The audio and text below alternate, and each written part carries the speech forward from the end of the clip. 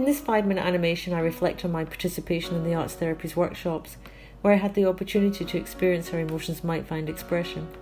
Emotions are impulsive mental and physical reactions to stimuli. We're hardwired to feel primary emotions such as fear, anger, and sadness, and these emotions will manifest themselves in different ways dependent on life experiences. Keltner refers to emotions as social sensory systems or social phenomena that help us form attachments. The affect of emotions can be complex, often resulting in vacillating moods, behaviours and reactions, and these will be played out in the therapeutic relationship. Norcross defines the therapeutic relationship as an interpersonal relationship with curative goals, checking in with each other, nurturing the relationship and repairing alliance ruptures. An awareness of what constitutes a healthy therapeutic relationship, what emotions are and why we feel the way we do, make it possible to create conditions conducive to exploration and expression. Recognizing complex emotions and transference within a therapeutic relationship can enable a productive relational alliance to develop. Felton refers to transference, in which patterns of feelings from the past break through into contemporary relationships, thereby distorting individuals' perceptions of themselves and those with whom they are connected. Being conscious of one's own emotions and their affects make it easier to spot transference and countertransference within the therapeutic relationship. My client is irritating me. I should think deeper about this and figure out why. I don't like my therapist. It's the way she looks at me. In the arts therapy's workshops, I was allocated the emotion rage as my theme for expression. I was uncomfortable with this, as anger was an emotion that I'd been hardwired to contain in my childhood. In the music therapy workshop, I was reticent in my engagement with my first chosen instrument, the xylophone, playing a mellow, cyclical rhythm, preferring to depict passive rage, perhaps displaying an instinctive suppression, while trying not to disturb the group. I took an identical approach with my use of the singing bowl. 2 potentially very loud instruments played nowhere near their maximum volume.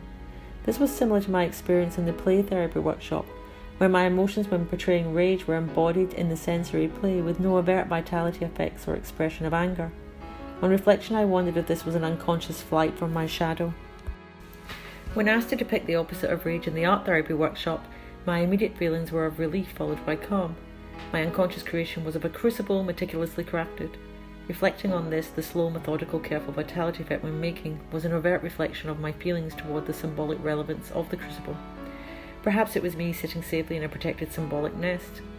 Again, I had a similar experience in the dance therapy workshop where I was uncomfortable with expressing rage and relieved when asked to think of the opposite emotion.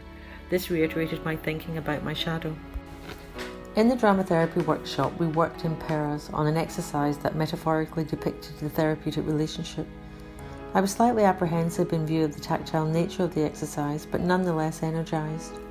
Given a brief, I was able to consider the implications of my actions participating in the activity, mindful of control, rescuing, and attachment issues.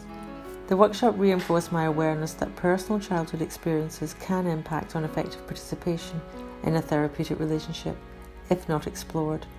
While self-exploration is a continuous process, I naturally endeavour to understand personal complexes, organically adopting the approach proposed by Greenberg and Pavio, who stated that the natural process of feeling can be depicted as a set of phases: emergence, awareness, owning, expressive action, and completion.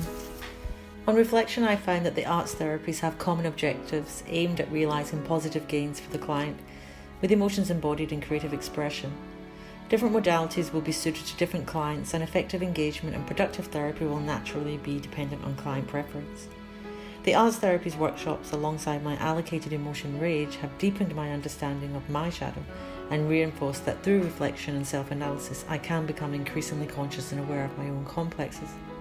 Johnson states, unless we do conscious work on it, the shadow is almost always projected.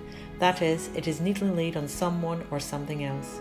It's important I'm cognizant of the risks associated with countertransference within the therapeutic relationship, taking into account individual ontogeny and never presuming that I know what a client is actually thinking.